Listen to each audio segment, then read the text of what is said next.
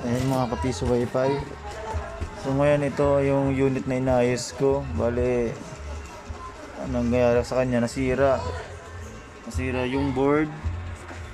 Yung kanyang board sa sayang, orange pie pa naman eh. Bale, pinalitan ko lang ng bago.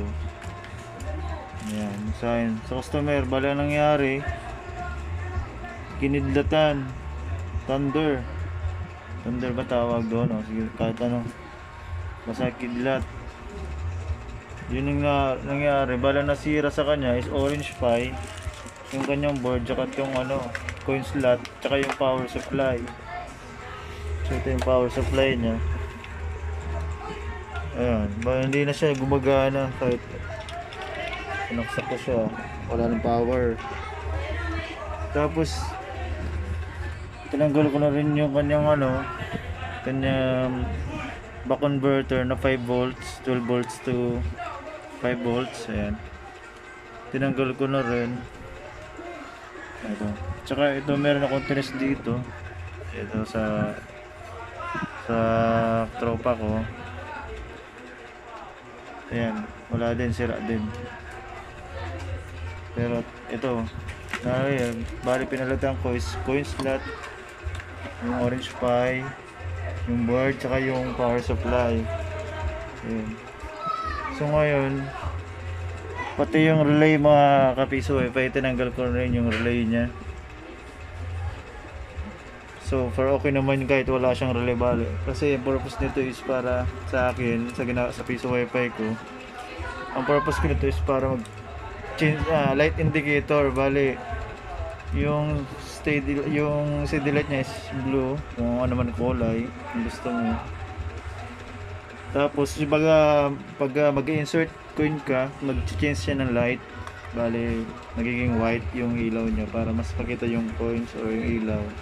At least alam din ng customer na naghuhulog na sila. Pero kahit wala naman ito, okay lang naman. Kasi pag nagpindot ka ng insert coin, lalo pagka LPV o audio, nakita naman sa cellphone na sinasabi na insert coin na. Kaya ano lang naman, optional lang naman yung ilaw at saka ito. So bale, yung iba kasi tinanggalan ko rin ng mga yung iba kong mga unit, tinanggalan ko na rin ito. Kasi parang hindi ko alam, baka minsan nakakasira din ata pag laging papalit-palit. Ewan ko lang dyan sa mga kasi base lang naman sa experience ko. Si karamihan kasi naglalagay niyan eh. So sa mga ginagawa ko, hindi na ako naglalagay ngayon ito.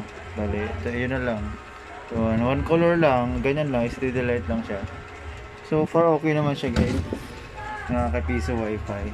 Then okay na siya ngayon. So ngayon, tetest na natin siya kung tetest na natin siya. Insert natin, hulugan na natin ng coins. Wait lang guys. Be, pasabili akong cellphone, be. Ito, meron pa pala dito isa guys. So ayan, ayan, ayusin pa natin yan maya. Be, wait na, sa hiram lang muna ni Papa na, be. Hiram ko lang insert lang tayo ng piso ng coins, madali lang, be. Ayan guys. So ngayon, kukunik na natin sa dito sa KTP link. Ayan yung antena. So yung pinangalanan ko siya na Netbox piso wifi main. Ito yan. Kunik natin to. Ito kasing sa cellphone ni Mrs. hindi siya basta nag-o-open ang portal. Dati okay naman, pero ngayon hindi na. Ewan ko ba kung bakit siguro ko lang sa Vivo eh. Sa mga Vivo phone, meron din akong na hindi talaga nag-open. Pero automatic open portal to guys sa ibang cellphone, okay na. Dito lang naman sa Vivo, ewan ko ba kung bakit yan. Yan guys. So madali lang naman, pag hindi nag-open, type lang naman yung IP address niya. Itong 10.0.0.1, ganyan. Yan, piliin niyo yan. Meron na kasi ako dati. Ayan. Ayan, nag-open na siya. Ito na yung portal. Okay na. Ayan yung portal. Wait lang. Ayan. Insert lang tayo. Ayan, si Netbox piso wifi nga pala guys. Baka gusto nyo magpagawa, pwede din tayo mag-ship nationwide. Gumagawa tayo guys. Magpapaship tayo, pwede tayo sa ano, sa magpadala. Ayan. Basta sagot nyo ha. Sagot nyo yung padala, mga di ko lang alam, baka minsan 1K, ganun, mga 1,800, ganun. So ayan guys, tira na natin, insert money. Maaari na po kayong maghulog ng barya. Pagkatapos nyo pong maghulog, Ayan, pindutin nyo zero po siya. ang God Pay. Maraming Huwag tayo ng mga salamat po. piso. Connected na po kayo sa internet. Maaari na po kayong maghulog ng barya. Ayan. Pagkatapos nyo pong maghulog, Ayan. pindutin nyo po ang God Pay. Ayan, very responsive siya guys. Connected na po kayo sa internet. So okay, Maaari na po kayong maghulog ng barya. Pagkatapos nyo pong maghulog, pindutin nyo Ayan. po ang God Pay. Responsive siya, guys, Maraming salamat po. Connected na po kayo bilis sa niya, 10 internet. piso. Ayan.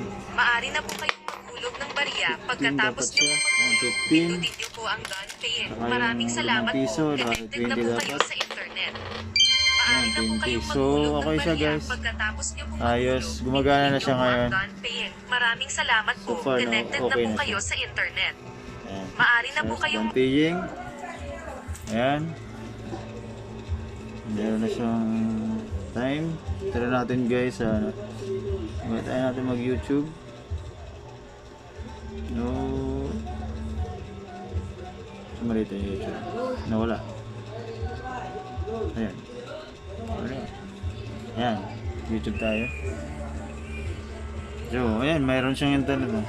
Gumagana na. Okay na. So sa customer ko, naman bagong-bago pa, pero kasi ano, wala tayong magagawa eh.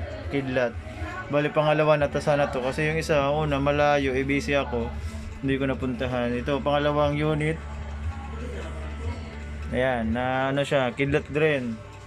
Sa mga may bindo dyan, ingat-ingat tayo. Pag kumidlat, pag malakas yung ulan, kidlat, bali tanggalin nyo agad yung mga bindo nyo. Huwag nyo nang hayaang masira pa. Kasi marami nang nasira yung kidlat na yun eh. Yung mga nagka-point to point, P2P, ang mga ganyan, nasisira yan. Tulad yan, guys. Meron din tayo dyan sa bahay. Pero hindi pa tayo nag-i-start eh. Hinihintay pa natin yung ganda-gandang internet connection na yung PLDT siguro. Ayan, para makapag P2P na tayo. So, ayan na guys. Reminder lang yun guys. Sana mga ano dyan, mga piso wifi dyan. Baka hindi nyo to alam. Baka bigla na lang nasisira. Yung pala kinidlatan pala yung bindo nyo. Pagka ganun guys malakas ang ulan. Masama kasi lagi ang panahon ngayon. Laging may bagyo na dumadaan. Pangalawa na si Kiko. Ayan, bali ingat-ingat lang. Tanggal-tanggal muna para hindi masira. Medyo may kamahalan nga lang yung mga pyesa natin ngayon. So, yun lang guys. Salamat. Sana may matutunan kayo sa video na to at nakatulong ako. Yun lang. Bye-bye.